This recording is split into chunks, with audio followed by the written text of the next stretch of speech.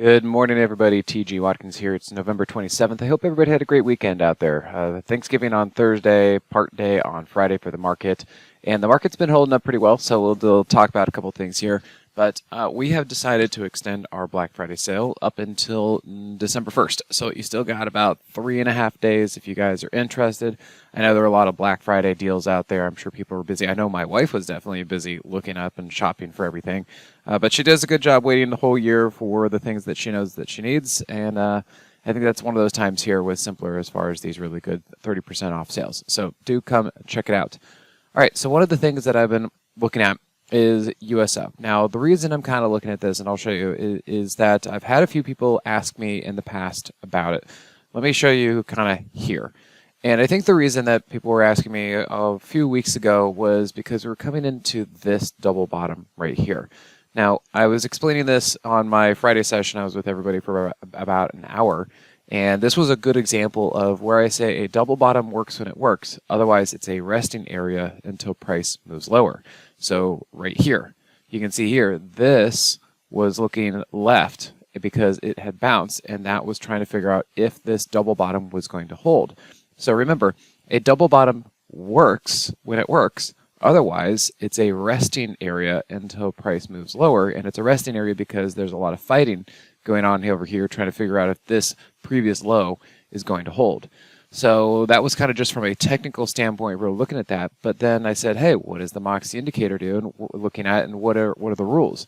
And you could see that nothing ever set up. There was no price trigger. The Moxie indicator was still below zero. Price was still very much in a downtrend. So there was no bullish setup. So why am I mentioning this again? Well, if we actually zoom out and we come over to here on the monthly and weekly time frame, a couple things that I'm noticing. And there's no guarantee that this is going to work yet. It's just something I'm noticing here. Now, mind you, this is on a monthly and a weekly time frame. So they're pretty large, they're slow, and this could take some time to develop, but it's something to be aware of.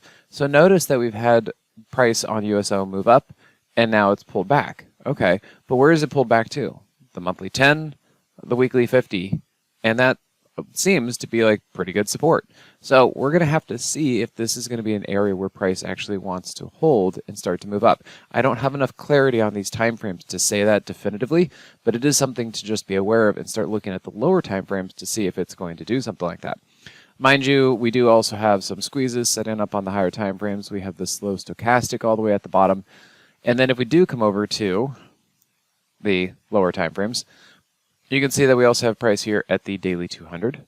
And you can also see we do, now at this time, we have positive divergence and we have a Moxie price trigger.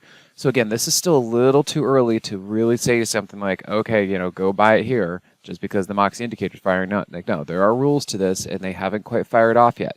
But given the bigger picture, it might be something that we want to look into if the oil sector energy is something that you trade. You can see something very similar with XOP as well. You can definitely see similar setup. And in this case, it is a double bottom, and we have some positive divergence. Now again, this could be a resting area until price moves lower. So we don't just buy here because it's at a double bottom. We actually have to see it confirm to move up.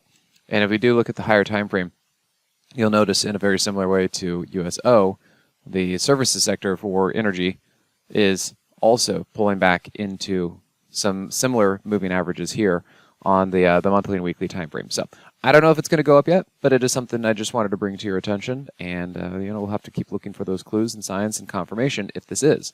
And if it's not, well, it's going to chop around for a little bit and then continue to melt down. And you know what? That's just the way it goes if that's how it is. So just something to kind of be aware of and see if you can do it. Remember, we are still running that Black Friday sale. Come over to simplertrading.com/flash sale. All right, guys, thanks again, and we'll see you at the next one. Hey, TG here with Simpler Trading. Thanks for watching. If you enjoyed this video, be sure to leave a like or comment below. Also, make sure to subscribe and click that notification bell so you can stay up to date with my market analysis. Or you can join my free newsletter with the link in the description. Good trading, and I'll see you at the next video.